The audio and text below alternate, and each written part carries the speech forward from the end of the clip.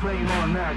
I'ma keep it going till there ain't none left. Going till there ain't none. Keep the flame on max. I'ma keep it going till there ain't none left. Going till there ain't none. Keep the flame on max.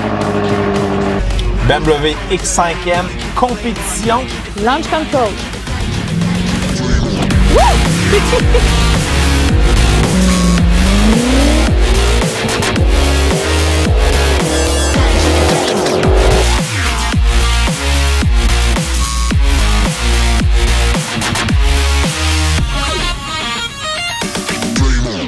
À l'essai cette semaine, le BMW X5M compétition. La version ultra performante pour un X5. Côté prix, écoutez, un X5 de base, c'est dans les alentours de 74 900 $. Pour un X5M compétition de base, c'est 124 500 $. Puis le modèle LSS cette semaine est d'environ 141 500 $. Un véhicule quand même dispendieux, bien équipé. On va voir est-ce que ça vaut vraiment ce prix-là. Bon, côté esthétique, qu'est-ce qui différencie un X5 d'un X5M compétition? Premièrement, si on regarde à l'avant, donc on a la grille noire, on a des grandes entrées d'air pour refroidir le moteur. Tout est noir, c'est une coupe beaucoup plus agressive. On a le logo X5M.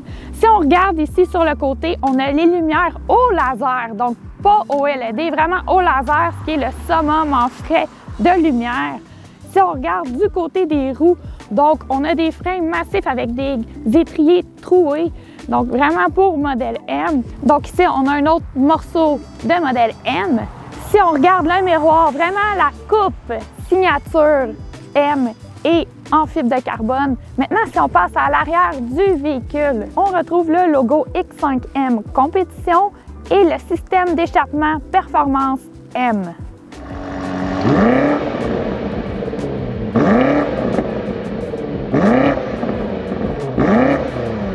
Maintenant, si on regarde du côté de la valise, écoutez, je trouve ça très pratique. Elle s'ouvre en 2 morceaux. Il y a des gens qui n'aiment pas ça. Moi, j'aime ça parce que quand on fait des commissions, puis on arrive, on ouvre la valise, ça ne glisse pas tout à terre. Et cette partie-là, ça rappelle vraiment les modèles Range Rover.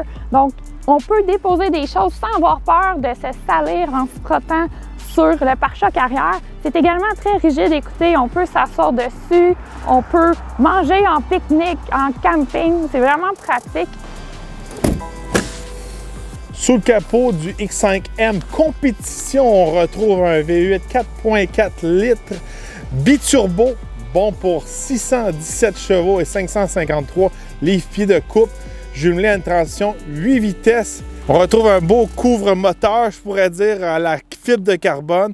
Ici, on peut constater qu'on a vraiment des renforts pour la structure qui vient mettre la structure du véhicule plus rigide, qui va venir nous aider pour la tenue de route du véhicule. Alors, 617 chevaux pour la X5M, vraiment un VUS extrêmement puissant. Mais je vous rappelle, c'est pas le plus puissant que j'ai testé cette saison. On a aussi conduit le Jeep Grand Cherokee Trackhawk qui a les mêmes dimensions que ce véhicule-là. Il était équipé du L4 avec 707 chevaux. On va voir si cette version allemande peut vraiment arriver à matcher les performances du fameux Trackhawk.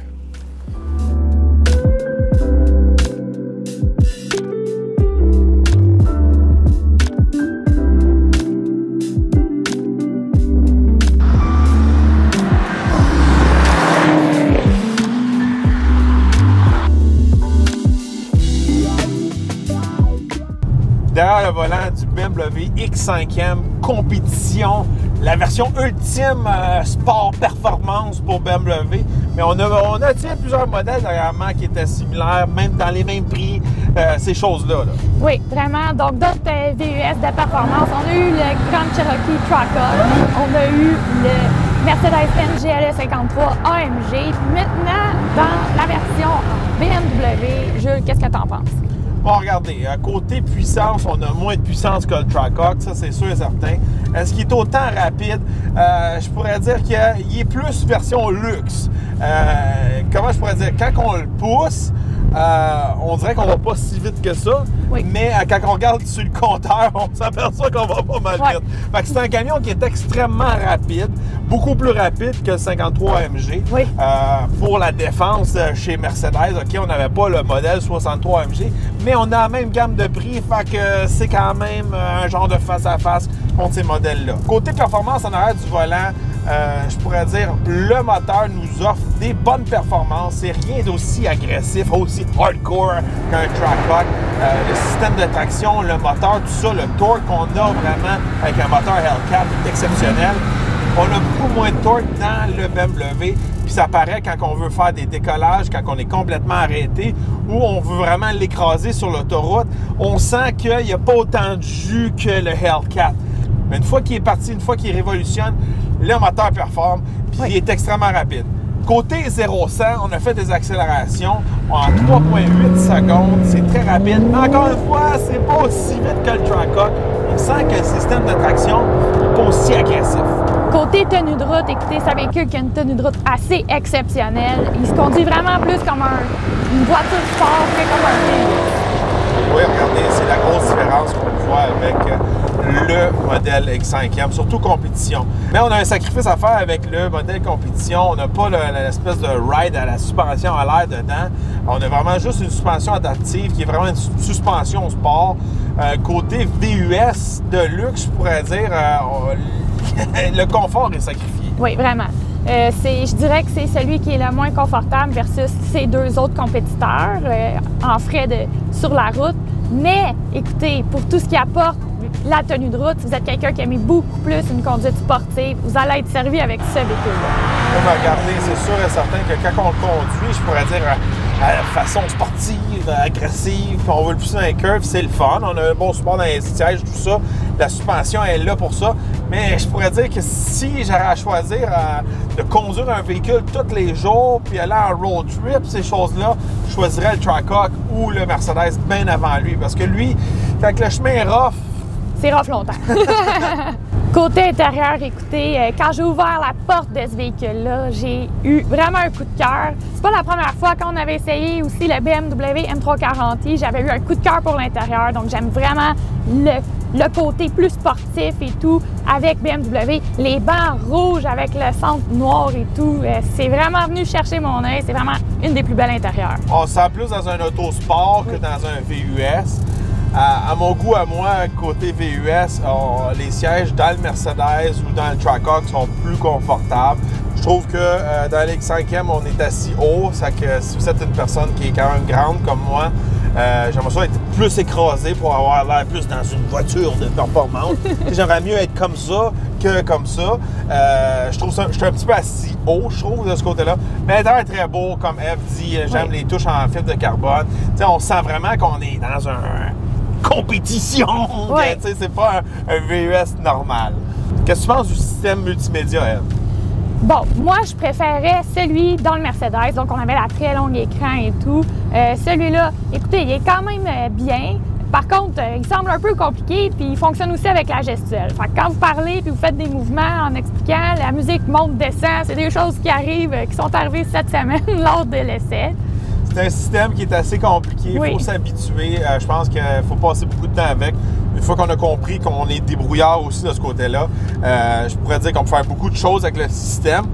Un côté qui est le fun, si vous aimez, vous êtes un gars de performance comme moi, côté ajustement pour la performance, on a beaucoup d'options. Oui. Ça, c'est le fun.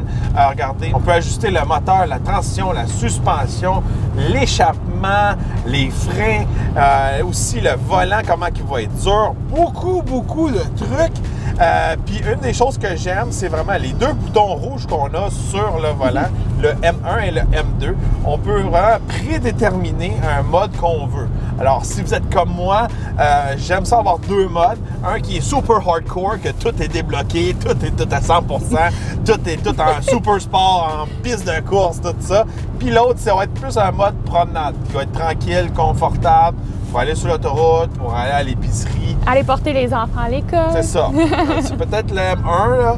Ah oui, ah quand oui. t'es en retard.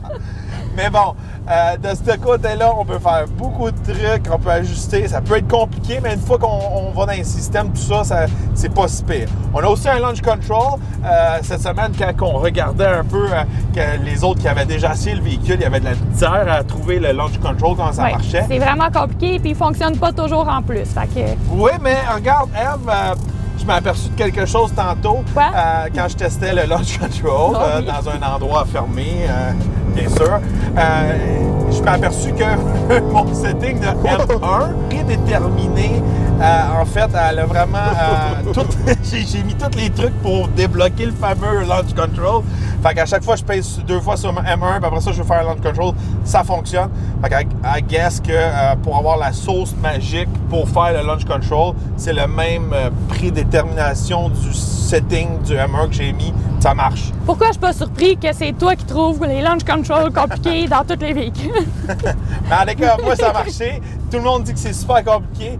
Moi, juste le truc que j'ai mis sur mon M1 sur le volant, ça fonctionne. Fait que ça décolle, c'est le fun.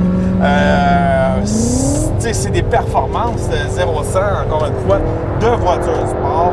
De ce côté-là, là, regardez, une des grosses choses d'un véhicule comme on essaie cette semaine, c'est qu'on vient combiner vraiment le VUS avec une voiture sport. Fait que si on ne veut pas avoir 2 véhicules, on n'a pas un garage, on n'a pas la place, on essaie d'avoir un véhicule qui vient faire tout. Performance, pratique, on peut l'utiliser l'hiver. 4 saisons. On peut emmener les enfants, on a une bonne valise. En arrière, on a quand même de la bonne place. Moi, je trouve que pour un VUS sport, je suis capable de rentrer dans la 2e rangée. Côté ergonomie, il y a quelque chose que j'ai remarqué, puis j'aime pas vraiment ça. Où est-ce qu'on peut charger notre téléphone? Il y a les 2 porte-gobelets juste devant, puis cette semaine, quand je faisais des commissions, puis là, il fallait que je ramasse mon téléphone, mais je voulais laisser ma gourde d'eau à l'intérieur. Là, c'était compliqué. Fallait tout que j'enlève, sors le téléphone, je mets les choses. Pour ça, moi, j'aime vraiment pas ça. Ouais, il est mal placé un peu, puis il manque un peu de rangement. Tu sais, mettons, on a des trucs dans le porte-gobelet, il n'y a pas de place pour mettre les clés. Il manque un petit peu des trucs pour ranger des affaires, là, tu sais, des trucs qu'on envoie dans les poches, là. Je trouve que la conduite est vraiment plus nerveuse. Comme tu dis, le volant, c'est assez rigide. J'ai l'impression un petit coup, puis le véhicule répond immédiatement. Là. J'aime beaucoup cette conduite-là. Une des choses que j'ai remarqué que le X5M, côté tenue de route, il est supérieur aux autres, mais il manque, je pourrais dire, qu'est-ce que j'aime beaucoup du GLE puis du Trackhawk, c'est qu'il y a des pneus très larges, puis aussi que le véhicule est plus large. Il y a comme un white stance qu'on appelle un peu dans le monde des modifications. Moi, j'aime ça, puis c'est un des gros plus aussi pour le confort. Je vais vous donner un exemple. Oui, le GLE va avoir une suspension à l'air qui va remonter le confort, mais aussi à cause qu'il y a des pneus larges, c'est très confortable. Dans le Trackhawk, il n'y avait pas de suspension à l'air, il y avait des pneus larges, puis c'était plus confortable. Le défaut du X5M, c'est vraiment ça. Ça prendrait un petit peu plus de pneus, plus large, plus de caoutchouc pour qu'on prenne mieux les trous. Ça n'affecterait pas vraiment la tenue de route, même elle viendrait améliorer. Puis j'aimerais ça qu'il soit plus large. T'sais, tant qu'à être compétition, que déjà là, le camion est très beau de l'extérieur, il y a vraiment une belle présence, mais s'il serait encore plus large, il y aurait encore la magie qu'on vient chercher dans le Trackhawk et dans le GLE. Peut-être qu'il pourrait faire une version super compétition. Oh oui! Super large! Qu'est-ce que j'ai remarqué, là, comme tu dis, côté luxueux. Le côté luxueux est là, mais si vous êtes quelqu'un qui aimait beaucoup ça, tu sais, même les boutons, on voit qu'ils sont comme en plastique. Dans le GLE 53, les boutons étaient lourds, c'était un peu un fini métallique, tu sais, tout était extrêmement luxueux.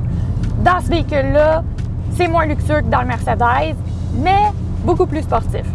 Il est un petit peu mieux balancé, je pourrais dire, que le Trackhawk ou le GLE. Le Trackhawk, c'est juste la performance. Le reste, on sacrifie vraiment sur le luxe, l'extérieur, etc., etc. Le 53 AMG, pour moi, il n'y avait pas assez de puissance. Fait on vient vraiment avoir le mix puissance, tenue de route, le luxe, tout ça ensemble. Fait que pour le prix, je trouve que le X5M est mieux balancé. Encore une fois, on n'a pas essayé le 63 AMG, mais je pense que le 63 AMG, dans la gamme de prix, il vient vraiment plus cher que les modèles qu'on parle un peu dans cet essai. Pour conclure, je trouve que ce véhicule-là, pour le prix, est un véhicule qui est extrêmement bien balancé. Donc, à l'intérieur, à l'extérieur, on voit que c'est un véhicule qui coûte dans les 120 000 $. Il y a l'agrément de conduite, il y a la performance, il y a la technologie. Oui, puis il passe en dessous du radar aussi. On ne sait pas que ça a 617 chevaux en dessous du capot. Ça peut passer partout. Ça peut avoir l'air autant d'un monstre que pour les connaisseurs. Puis pour ceux qui ne connaissent pas ça, c'est juste que Un véhicule luxueux. Une maman qui va porter ses enfants au soccer. Fait que, tu sais, il vient balancer de ce côté-là. Mais encore une fois, de l'extérieur, ça a de la gueule, ça a un bon moteur. À l'intérieur aussi, on se croirait dans un véhicule en haut de 100 000 facilement. Fait que de ce côté-là, il vaut son pesant d'or, je dirais. Pas comme quand on regarde un Jeep Grand Cherokee Trackhawk, puis on voit qui coûte 120, 130 000, puis tu dis à quelqu'un, ouais, j'ai payé 130 000 pour mon Jeep Grand Cherokee. Là. Il y en a qui vont, ceux qui connaissent pas ça, ils vont faire comme quoi?